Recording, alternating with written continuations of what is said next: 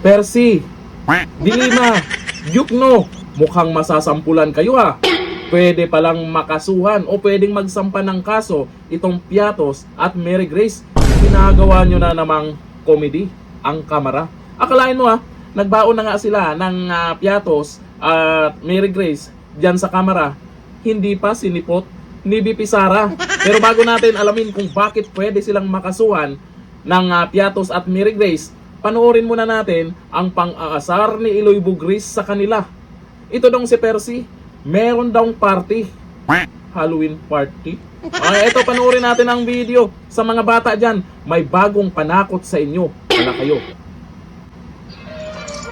Nagkililiwi ang itsura sa iyo di mga sapat kung hindi big naman sila. Mga patay huya ka kung disente kag totoo hindi na sa cooking show kag hindi dog show. Ang bilat sing Eloy mo ka Percival.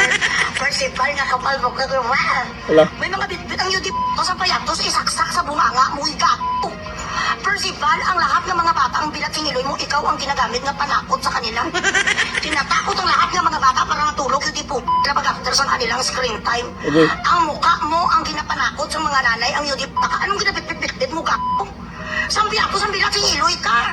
Abi, ano ka advertise sa Piatos ang bilat sing Eloy mo? Yan ba ang tinatawag natin? Nga hindi, dukso na kamuhamunin ka man nga dilima. Ikaw ang tinampak ang bilat sing Eloy mo. Bit pa ng alpod niya sa dilima tapos kapot-kapot mo sa ganito mo sa Piatos. Pinungkoy ka sa Piatos. These are the people that wants to impeach our Vice President. Does not even know how to practice decency. Tsura sa mga bilat sing Eloy Percival, tinatawag ka na ngayon ang ka sa horror house. Galit na ang horror house sa iyo ang puta kasi hindi ka ka-report for duty. Marami na sa mga bata ngayon hindi natutulog tuwing alauna ng madali ng alauna ng hapon. Walang kinakatakutan, ikaw ang inaantay ang ka. Dapat ang mukha mo talaga ipakita sa mga bata para magtulog sila, Percival. Ikaw ang taong kulunatnet na nagastaring bilat sing Eloy mo sa mga peryahan. Lumayas ka sa peryahan. Nag-ano ka rin away, buki na pangita ka na Percival, anong kinapretend mo? Mga miyembro ka sa impeachment, nakailan ang nagboto sa iyo ka? Representative ka? Tinampuyo, representative ka sa mga bagis. Ikaw ang representative sa mga malignong bangus kag salmoniti. Representative sa ano? Representative sa party, bilat sing Eloy, isa lang yung party nga meron ka, Halloween party ka lang. Ambisyoso ng bilat sing Eloy ko na hindi ka pa ganyan, libat nga amo ka pa daw na stroke ya baba. Ang ngipin mo sa taas ay gato 6, tapos sa baba ang ngipin mo 3. Anong pinagmamalaki mo yung party? Party list, anong party list mo, Percival? Hoy Percival, isa lang ang party mo, Percival. Halloween party. Wala nang iba. Ari ang bilat sing Eloy ning tsuras ang kugtong mo kapurya gabaga mo mamatay Percival. Ako ayaw ko talaga manlait, guys. Kasi ayaw ko talaga nga ma-minus 1,000 na naman ko sa heaven. Pero pinipilit ko sa mga iyo mga makakapal ang muka. Sino ang maniwala sa iyong bilat sing Eloy ka nga wala kang kasalanan sa mundo, Percival? Maitim ang iyong gilagid, maitim ang iyong bibig. Bilat sing Eloy ka tapos kirat mata kapag amo mo. Sino maniwala sa iyong bilat sing Eloy between you and Sarah? Maniwala kami sa iyong ang gilagid mo, ha? Aroy. Tapos itim ang bibig mo. Ang gusto mo maniwala ka, ala, grabe si Percival. Percival, congratulations. At dumala si Percival ng Piato sa anong impeachment, grabe ang impact. Grabe ang impact talaga doon sa impeachment. Lahat ng tao talaga naniwala kay Percival.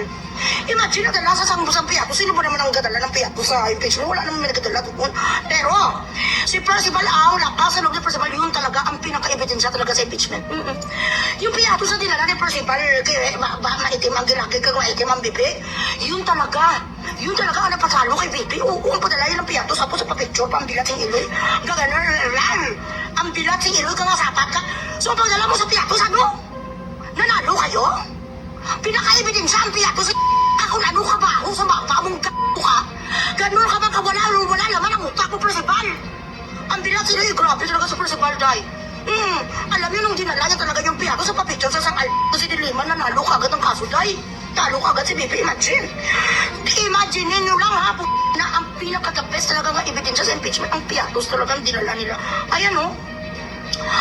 Ito sila ang mga bilat sing Eloy ng mga sapat. Sandali lang. Ariyo ang mga ko, ayan sila na.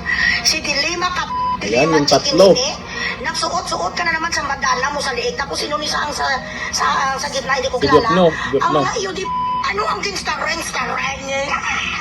Bilat si Eloy, ano ang impact yun, di sa piyata sa mga bilat si Eloy? Ito din ang nagpicture sa inyo, isa rin ka dito. So, nagpicture yung piyatos mga dapat hindi dapat hindi ito pinapansin ng na si Dilima, uy babalo. Dilima babalo, albuta ang kurang kurinot, malatray ang amo na ni ba na Dilima ang sitwasyon mo Dilima nung bilat singili ka wala lang may nagasupsup sa ngayong tip. Bastos ka pa, inamin mo pang yun di nga ikaw ay isang kabit kang nagpaip. Ito kay Jonel! Jonel! Ayan na naman, Jonel. Jonel! Amo na yung sitwasyon mo, Dilima, yun di po kahit bilat singiloy, to hindi sa'yo. Pero kahit gagawa ka pa rin sa mga ganitong bagay, anong klase ka, Dilima, nga abogada? Anong klase ka, bilat singiloy, kapapet, yun di po Trillanes ka? Ito ka mo ni Trillanes.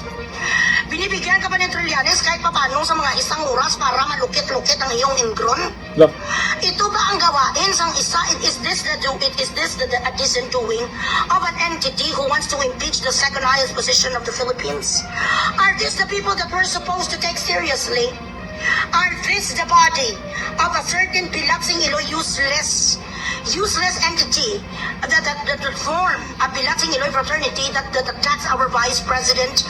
Do you think we're going to take you seriously? Pagkatapos itrip after you show your shenanigan in public, kaya lang, ako hindi ko naniniwala sa mga ganito, mga iuti po, makikitid ang isip. Ma-impeach ka Bilatsing Iloy, tapos ang naga-impeach sa'yo, gamo ng itsura principal. Ang itsura sang di po tuka-tuka kayo. Ikaw dapat ang i-impeach principal, bakit naging ganun ang pagmumukha mong Bilatsing Iloy, ikaw at Aroy. ka na sa Manila Zoo? Excuse me. Si Jokno Jokno, Oh, ay Jokno. si Jokno Nasa Jokno, gitna. wala kang kapataha, subong Jokno, no? Jokno. Naman si Jokno. Jokno naman. Jokno, nakapot-kapot ka man. Napaayos mo na ba ang ngipin mo, Jokno? love. Jokno, chill. Matalino ka sana, pero bilat singiloy ka pala kay NPA din. Napaayos mo ng ngipin mo, napapapalaksis mo na katulad kayo ni Llamas. Ito ang mga gusto ninyo, ng mga tao nga ilagay bilat singiloy sa sa posisyon nga ang ngipin galing sa mga hindi nga sila responsable. Hindi nga nila mapag-abot, di ba ang ngipin ni Jokno do 1 kilometro, malapa pang bilat singiloy. Malapa pa ang ngipin mo, sapat ka sa buhok sang Juan, sa buhok sang ni Maria Clara. Na ano-ano ka, Jokno? Kaya lang, I didn't know that this is actually your league. You're not supposed to be putting yourself in embarrassment after all this time trying to lobby for anti-corruption and all. You end up being this Bilatsing Iloy joke? Oh my God. O ayan, kung napanood o kung mapanood man video na to ng tatlong yan, si Dilima, si Jokno at si Percy, malamang maaasar lang talaga sila dito kay Iloy Bugres. Pero dito naman tayo tungkol sa pwedeng magsampa ng kaso ang Piatos at Mary Grace kila Percy, Jokno at Dilima. Ayon dito sa post po ng Pilipinas Kung Mahal, ang sabi po dito, literal na Piatos sa kamera. Nagbigay ng reaksyon si MMDA Metro Base Operations Head Edison Bong Nebreha kaugnay sa viral na eksena sa impeachment hearing laban kay VP Sara Duterte, kung saan nagdala ng mga produktong Piatos at Mary Grace ang ilang mambabatas. Ayon kay Nebreha, hindi umano dapat ginagamit ang mga brand sa ganitong konteksto, lalo na kung may implikasyon itong aligasyon o kontrobersiya. Dapat magsampa ng kaso. Ayon sa kanya, lagot kayo pag nakinig itong Piatos at Mary Grace. Matatanda ang nagdala ng naturang mga produkto sina Chel Jokno, Percy Sendanya at Laila de Lima sa loob ng pagdinig ng House Committee on Justice. Ang hakbang ay inuugnay sa aligasyon na ang pangalang Mary Grace at Piatos ay kabilang umano sa recipients ng confidential funds, isang isyong naging bahagi ng impeachment complaint laban sa Vice Presidente.